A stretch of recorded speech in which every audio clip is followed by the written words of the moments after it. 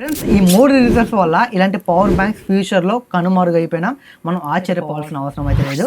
ఈ మూడు రీజన్స్ ఏంటో చెప్తాను. ఫస్ట్ అయితే వీడియోని ఒక లైక్ చేయండి. ఇందులో ఫస్ట్ రీజన్ చూసుకుంటే బ్యాటరీ కెపాసిటీ. ఇప్పుడు పోకో F7లో మనకి 7500 mAh వరకు తీసుకొచ్చారు బ్యాటరీ కెపాసిటీని. మొబైల్లో 10,000 mAh బ్యాటరీని తీసుకొచ్చినా మనం ఆశ్చర్యపోవాల్సిన పని లేదు. బ్యాటరీ సైజ్ ఎక్కువ ఉండడం కారణంగా పవర్ బ్యాంక్స్ అయితే మనం క్యారీ అయితే చేయాల్సిన పని లేదు. దీని కారణంగా పవర్ బ్యాంక్స్ అయితే కనుమరుగైపోవడానికి ఒక ఛాన్స్ అయితే ఉంటుంది. ఇక రెండోది రీజన్ చూసుకుంటే మనకి సూపర్ ఫాస్ట్ ఛార్జింగ్. ప్రెజెంట్ చూసుకుంటే మనకి 7500 mAh బ్యాటరీని తీసుకొచ్చిన ఆ బ్యాటరీ అనేది ఒక 1 hour లోపు ఛార్జ్ అయిపోయే విధంగా సూపర్ ఫాస్ట్ ఛార్జింగ్ టెక్నాలజీని అయితే తీసుకొని రాబోతున్నారు. ఇప్పుడు మనకి ప్రెజెంట్ అయితే 120 వరకు అయితే మనకి సూపర్ ఫాస్ట్ ఛార్జింగ్ అయితే ఉంటుంది. ఫ్యూచర్లో మనం 200 చూసినా ఆశ్చర్యపోవాల్సిన అవసరం లేదు. ఎలాంటి 7500 mAh బ్యాటరీనైనా 10,000 mAh బ్యాటరీనైనా మనం అయితే మొబైల్స్లో జస్ట్ 1 hour లోపు అయితే ఫుల్ ఛార్జ్ చేయొచ్చు. ఇక మూడో రీజన్ చూసుకుంటే సిలికాన్ కార్బన్ టెక్నాలజీ.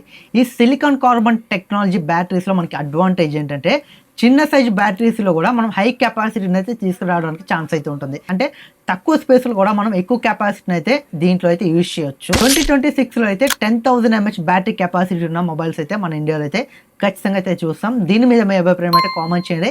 ఈ వీడియో మీకు నచ్చినట్లయితే లైక్ చేయండి. ఇలాంటి మరిన్ని ఇన్ఫర్మేటివ్ వీడియోస్ కావాలనుకుంటే ఫాలో సబ్స్క్రైబ్ ఉండగా ఖచ్చితంగా చేసేయండి.